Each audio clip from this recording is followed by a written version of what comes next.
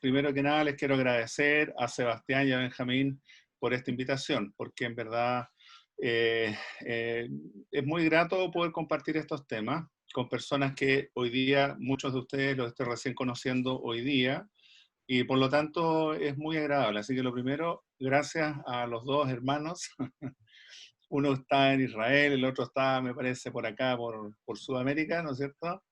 Y qué bueno que esta tecnología, por último, nos permite estar así más juntos. Y eso es una de las cosas buenas que ha tenido este tema de la super tecnología. Y también, en parte, el tema de la pandemia nos ha ayudado a como concentrarnos más y estar a veces, aparentemente, más juntos, lo que es bueno. Bueno, como me dijeron y me advirtieron que en realidad el tiempo es limitado, lo que me parece correcto también, es muy, muy correcto. Eh, a ver, lo primero, lo que me preguntó Benja, a ver, y también Sebastián, como yo llegué a este tema de la alquimia. Bueno, yo como muchos de ustedes soy una persona que ha trabajado como cualquiera en muchos temas, hasta que un día yo conocí, por razones que en realidad no las tengo muy claras, a un señor, a un viejito en ese momento. Él ya era viejito, hoy día es más viejito todavía. Y nos pusimos a conversar y él me mencionó que él le gustaba la alquimia y que era un alquimista.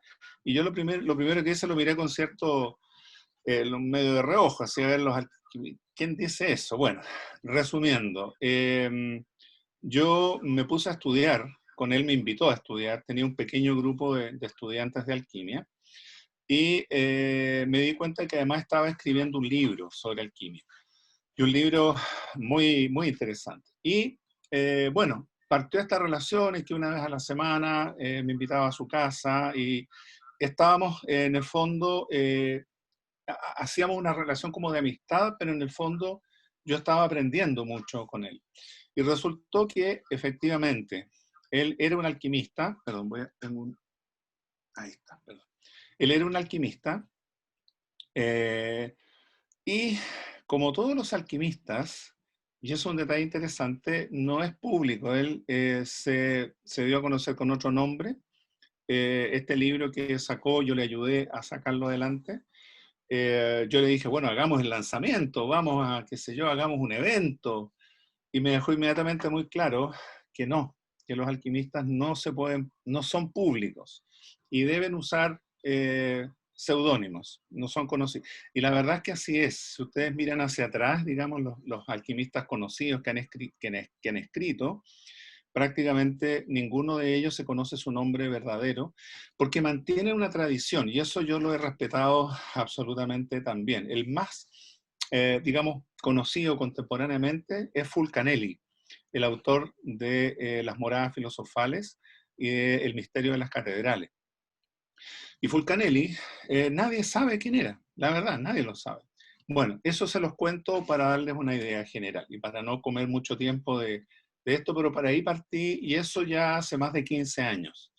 Entonces, como era un tema que a mí me gustaba mucho, estuve muy cerca todo este tiempo y aprendí mucho de la alquimia y es un poco lo que yo hago en nuestro Instagram, lo que tú comentabas, Sebastián, que nosotros colocamos temas relacionados con la alquimia, porque ahora vamos a entrar en el tema de la alquimia propiamente, porque la alquimia, como bien dijeron ustedes, se ha distorsionado en el tiempo. Eh, lo voy a resumir de la siguiente manera. Solamente un barniz de la historia. La alquimia llega al mundo occidental gracias a los templarios.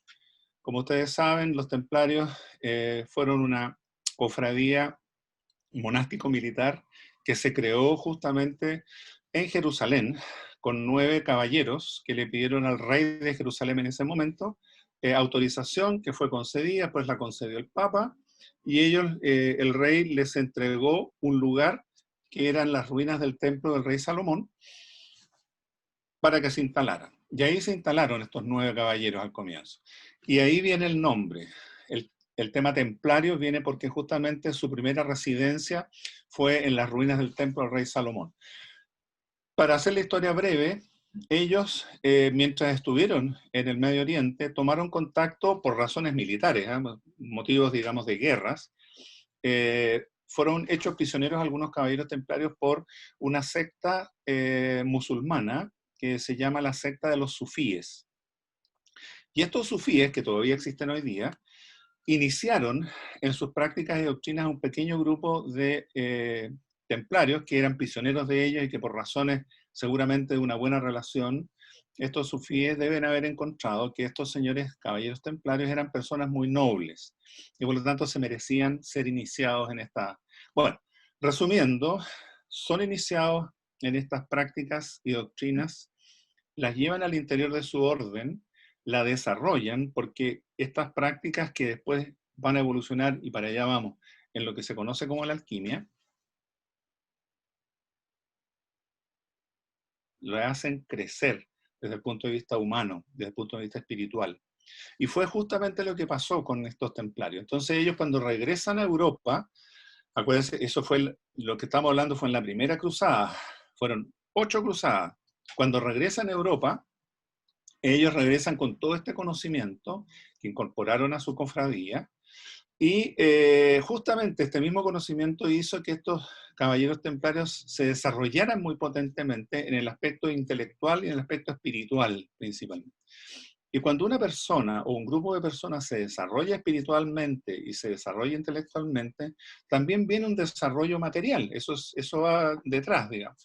Y como ustedes deben saber, los caballeros templarios eran millonarios, o sea, llegaron, cuando ya estaban en Europa, tenían una cantidad de riqueza impresionante, tanto es así que le prestaban a los reyes, incluso por ahí se cuenta que ese prestarle a los reyes fue un poquitito su desgracia, porque el rey de Francia, Felipe IV, les había pedido mucho dinero, mucho dinero, mucho dinero, se acumulaba la deuda y no podía pagar. Entonces algunos dicen que uno de los motivos de la destrucción de la orden templaria fue justamente para evitar tener que pagar la deuda, cosa que efectivamente ocurrió. Entonces, resumiendo, cuando ellos llegan a Europa de regreso, y entregan estos conocimientos a quienes estaban cercanos a ellos como relaciones de amistad, pero por otro lado y en paralelo, ellos con el dinero que tenían, aparte que lo prestaban, ¿no es cierto?, se construían también castillos, palacios, etc. Entonces, ¿qué es lo interesante de esto? Lo interesante es que toman contacto con lo que en aquella época eran los constructores, que eran los masons o los masones. La palabra masón significa constructor. Entonces, las personas que construían en aquella época eran los masones y se llamaban freemasons o francmasones, masones libres, porque la profesión era libre. En la Edad Media las profesiones eran distintas, algunas eran libres y otras no eran libres. Esta era libre, significa que podían circular por los distintos lugares de los reinos entregando sus servicios. Y en esta relación de los templarios con los templarios pasa lo mismo. Le entregan esta iniciación a un grupo de masones que consideraron nobles y personas muy destacadas, digamos.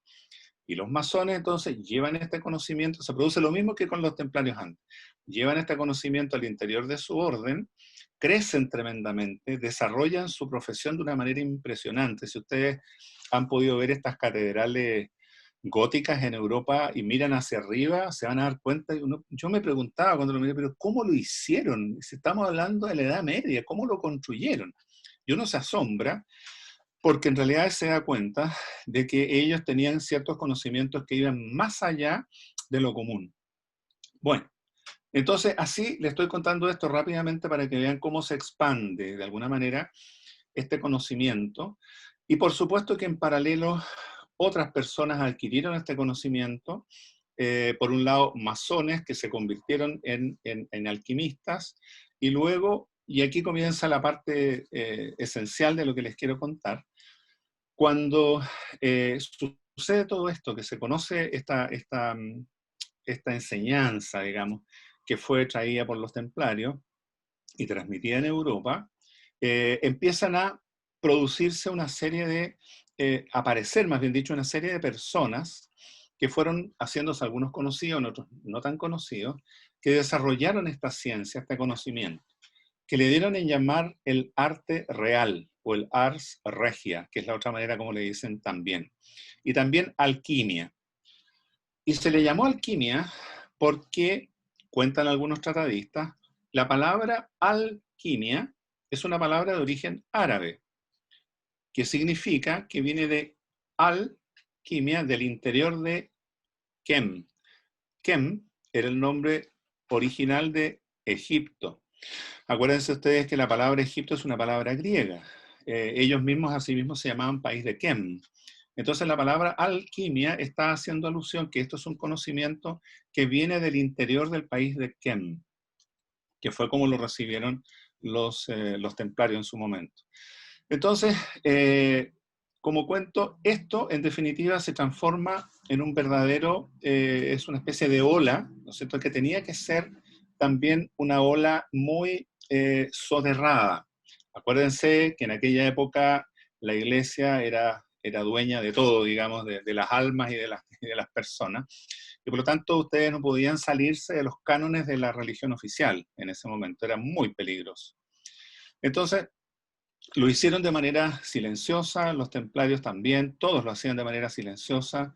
Y lo interesante y que empieza a ocurrir acá es que cuando los masones construyen las catedrales, construyen los templos, construyen los castillos y los palacios, empiezan a dejar escondidos dentro de la piedra, empiezan a dejar escondidos una serie de símbolos que van representando digamos, van representando la enseñanza que básicamente conocemos como alquimia hoy día, el arte real. Entonces nos vamos a encontrar, y de ahí nace el título del libro de Fulcanelli, El misterio de las catedrales, en donde él justamente lo que hace en ese libro es mostrar cómo dentro de las catedrales, en la piedra, quedaron grabados prácticamente todos los conocimientos iniciáticos relacionados con la alquimia y con el arte real. Y lo interesante de esto es que ahí están a la vista. Si nosotros vamos y bueno, hay muchas fotografías, si nosotros vamos y las vemos, nos vamos a encontrar, si sabemos qué es lo que tenemos que mirar, si somos capaces de darnos cuenta, y nos vamos a encontrar que dentro de la enorme cantidad de imágenes y de figuras que hay, van a estar escondidas una serie de imágenes que son imágenes relacionadas con el conocimiento iniciático de la alquimia. Ya, hasta ahí. Ahora les voy a contar otro aspecto que tiene que ver con el contenido propiamente tal de la alquimia. Y al final creo que vamos a poder llegar a esto de por qué se deformó en algunos casos este concepto.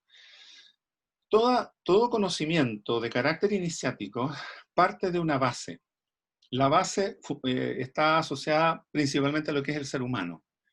Y lo que explica la alquimia, en su lenguaje alquímico obviamente, es lo siguiente. Dice, el ser humano, más bien dicho, perdón, el universo, el mundo, los mundos, fueron creados por un Dios innominado. Ese es el nombre que usan en la alquimia, ¿ya? El Dios innominado, como su nombre lo dice, no tiene nombre. Y para que nosotros hagamos un cierto paralelo, podríamos decir, el Dios innominado se parece al concepto del Tao, del budismo Zen. Del Tao sabemos que no se puede decir nada, no se puede explicar, no se puede hablar, no se le puede dar nombre, porque cualquier nombre que le demos ya está equivocado. Entonces, el innominado en la alquimia es algo parecido. Entonces, ellos hablan de que el origen del universo y del hombre, porque para allá vamos, está en el innominado. El innominado crea a un Dios creador, que es el Alcahest, que es otra palabra de origen árabe, Alcahest. Y el Alcahest es el Dios creador, ¿ya? El que existe en el mundo de la creación, porque detrás de él está el innominado, ¿ya? Y en paralelo, el innominado debe crear la contraparte del Alcaes, que se llama caos. Entonces está el Alcaes como Dios creador, y la luz, que es la luz iniciática, y está el caos, que es la oscuridad, la parte opuesta. Entonces, lo que ocurre, y el derrotero va por el siguiente camino, el Dios innominado instruye, digámoslo así, instruye al Alcaes para que cree al hombre, ¿ya? Al ser humano, quiero decir. Y así lo hace. El Alcaes, como una inteligencia extraordinaria y superior a todo, obedece esta instrucción y crea al primer Adán. Y este primer Adán es un ser perfecto. ¿Por qué? Porque fue creado, como nosotros ya hemos escuchado, perdón, eh, al, a su imagen y semejanza. Es decir, el primer Adán fue creado a imagen y semejanza del Dios creador, el Alcaes. Por lo tanto, este primer Adán era perfecto. Lo tenía todo, reunía dentro de sí todas las cualidades. Reunía la luz, la sabiduría, el conocimiento.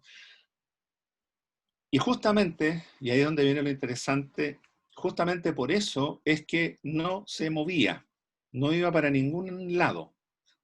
Y la razón es muy lógica. ¿Para dónde va a ir si ya está? ¿Qué va a ir a buscar si ya lo tiene? ¿Se fijan? Entonces, se produce una pequeña, llamémoslo así, contradicción, en que este ser perfecto, entonces, queda absolutamente inmóvil porque no tiene nada que hacer. Y por lo tanto, entonces se produce un pequeño problema. Dada esa situación, sigue narrando la alquimia, el innominado le pide al Alcaes que solucione el problema. Entonces, la solución del Alcaes es, toma a este Adán primero, perfecto, que como digo tenía dentro de sí todo, era de la misma perfección que el mismo Alcaes, lo toma y lo parte en dos, lo divide en dos. Y en cada una de estas partes, tengo un poquito de alergia, así que les voy a pedir disculpas si me ven de repente secarme. Y entonces al dividir este Adán primero en dos partes, lo divide en un aspecto masculino y en un aspecto femenino. ¿Ya? Y entonces lo que hace es que para darle impulso a esta acción, lo que hace seguidamente el Alcaes es que toma a este Adán primero, que reúne a los dos, ¿no es cierto? Perdón, a este Adán segundo, quiero decir, y los lanza a los dos a los abismos del caos. El caos, de acuerdo a la terminología alquímica, está formado de dos miasmas, dos grandes miasmas. Uno le llama sol y a otro le llama luna. Son terminologías alquímicas, no es lo que nosotros conocemos como sol y como luna, sino que habla de que son dos grandes elementos destructivos, llamémosle así.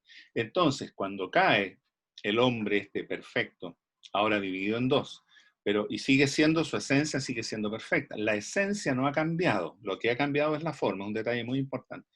Y entonces cae y se ve envuelto este ser perfecto, este ser alquímico, digamos, este ser que contiene el Alcaes dentro de sí mismo, que contiene la luz dentro de sí mismo, se ve envuelto por luna, donde la luna representa el aspecto mineral, y luego es sellado por el sol, que es el aspecto, digamos, metálico.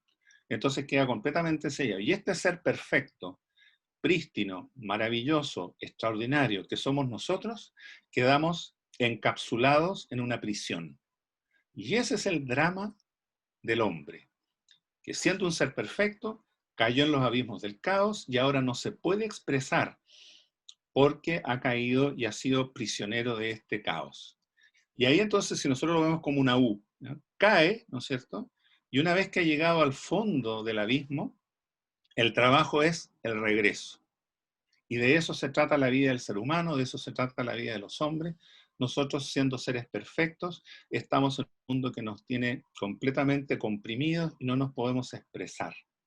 Y la alquimia, entonces, es el instrumento entregado a los hombres para que en el momento en que ellos lo decidan, porque es una decisión individual y personal, comiencen el camino de regreso. Y ese camino de regreso, que es muy interesante, nosotros lo vamos a encontrar en una gran cantidad de alegorías, ¿ya? Principalmente la del héroe, ¿ya? O también está la alegoría del hijo pródigo bíblico. El hijo pródigo, ¿no es cierto?, que se va de la casa del padre, que abandona todo lo seguro, lo fantástico, y se va, simplemente. Y durante muchos años está vagando hasta que algún día toma conciencia y toma la decisión de regresar. Y allá está su padre esperándolo con los brazos abiertos porque ha regresado al hogar. Es un símbolo. Está también el caso de por ejemplo, Ulises, ¿no es cierto? Ulises, cuando termina la guerra de Troya, debe regresar a Ítaca, entonces se va con sus hombres en su barco, y un viaje que debía durar un par de semanas termina durando 10 años, porque en el camino se ha encontrado con una enorme cantidad de obstáculos, ¿no es cierto? Pero finalmente logra llegar a Ítaca y logra recuperar. Es el rey Arturo que recupera su castillo, Camelot.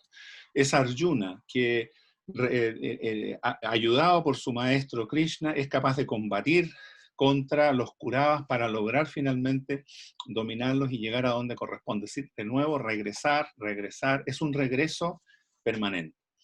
Entonces, resumiendo la idea, lo que hace la alquimia ahora a través de un sistema, porque la alquimia es un sistema, en realidad enseña aspectos relacionados con el ser humano, pero por otro lado entrega una fórmula para poder salir, para poder entregar, para que el hombre pueda desenmascarar, digamos, ¿no? Sí, se saca una máscara en realidad, pero se saca todo eso que le cubre para poder emerger como lo que nosotros realmente somos.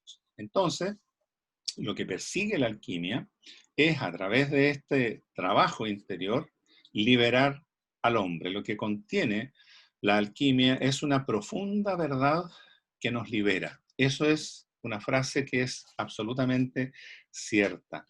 Y ese camino es un camino que el hombre y la mujer deben iniciar por voluntad propia, por una decisión propia, y que en definitiva es algo que lo puede hacer por una decisión absolutamente personal, nada más que eso. Y la alquimia entonces entrega todo esta instrucción, llamémosla así, que básicamente, yo se los comento, consiste en que la alquimia, además de la información que entrega una herramienta práctica, y esta herramienta práctica consiste en, para decirlo en palabras simples, en que el Alcaes, que es este Dios creador, ¿no es cierto?, que está permanentemente influenciando sobre el mundo creado, porque Él lo creó, ¿no es cierto?, este mundo que nosotros conocemos, está siendo de alguna forma influenciado permanentemente por el Alcaes, y los alquimistas dicen que cae sobre el mundo creado, sobre la tierra, digámoslo en este caso,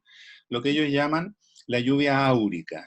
La lluvia áurica es el alcaes que está permanentemente alimentando y dando vida a todo lo que existe, a la tierra, a los animales, a los vegetales, a las personas, todo está siendo influenciado, ¿no es cierto?, por esta lluvia áurica.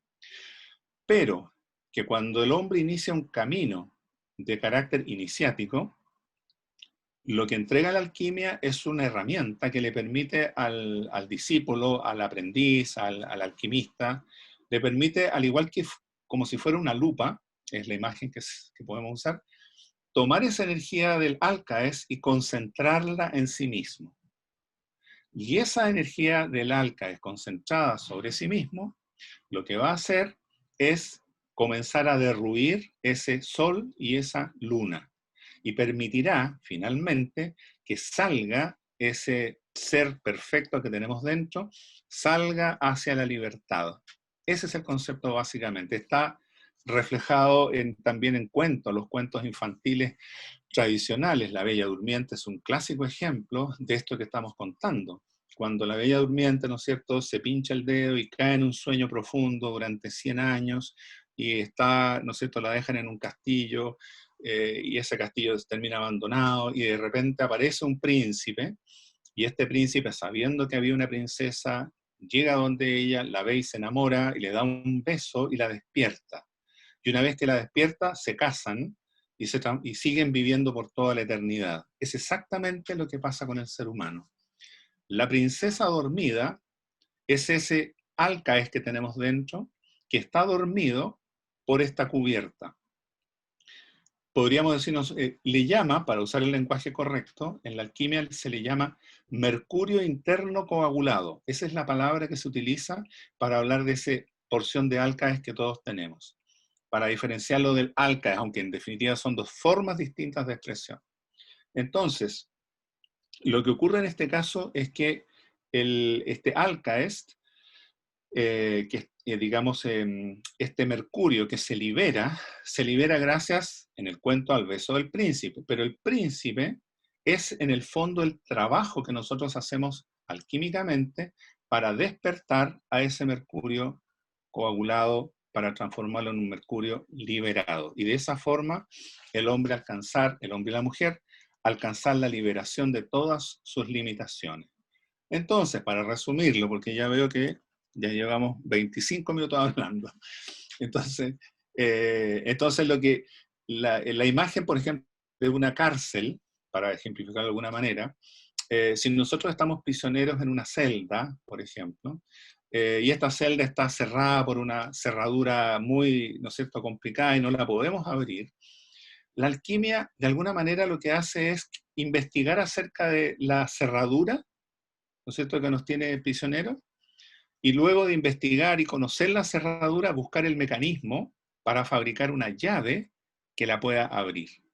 Pero si no conocemos el mecanismo de la cerradura, difícilmente podremos fabricar la llave. Y la alquimia lo que hace es entregar esta herramienta para tomar esta llave, que en definitiva es el trabajo que se hace con la luz del álcaes, abrir la cerradura, se abre la puerta y salimos al mundo de la libertad.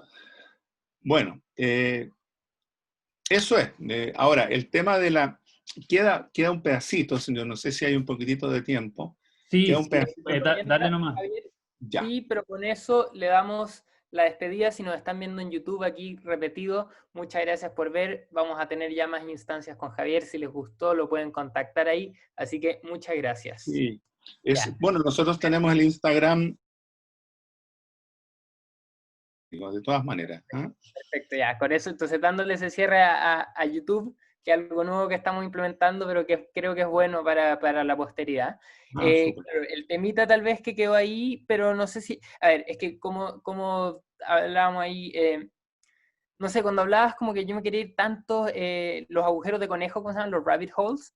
Hay tantas opciones, porque cada cosa que decía era como, ya, y esto tiene que ver con la caverna Platón, por ejemplo, con, Ah, no sé, incluso la Kabbalah, que ahí Nurita habló harto en el chat sobre la Kabbalah, el primer Adán, que se ve en otras tradiciones. O sea, hay así. tantas preguntas, pero, como siempre decimos, no, la ocasión de hoy día es para dar a reflexionar, escuchar aquí la charla y después irnos a la sección de grupos, que es la parte ahí que más nos gusta.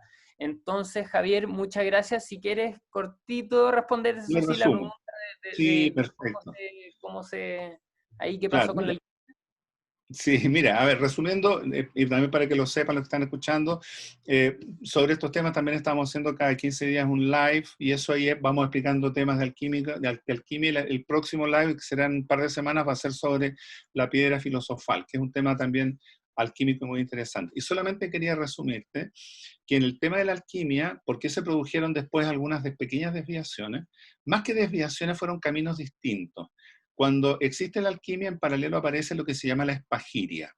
Y la espagiria es una línea de desarrollo que tiene la misma raíz alquímica, pero los espagiristas se dirigieron hacia el tema de hacer medicamentos, de trabajar en el mundo concreto, de producir soluciones para situaciones.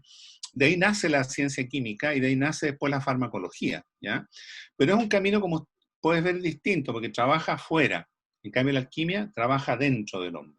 Esa es la diferencia. Ahora, para no extenderme más, de ahí, por supuesto, después pueden haber una serie de tergiversaciones que son legítimas algunas y otras no tanto, pero básicamente para no confundir alquimia con espagiria.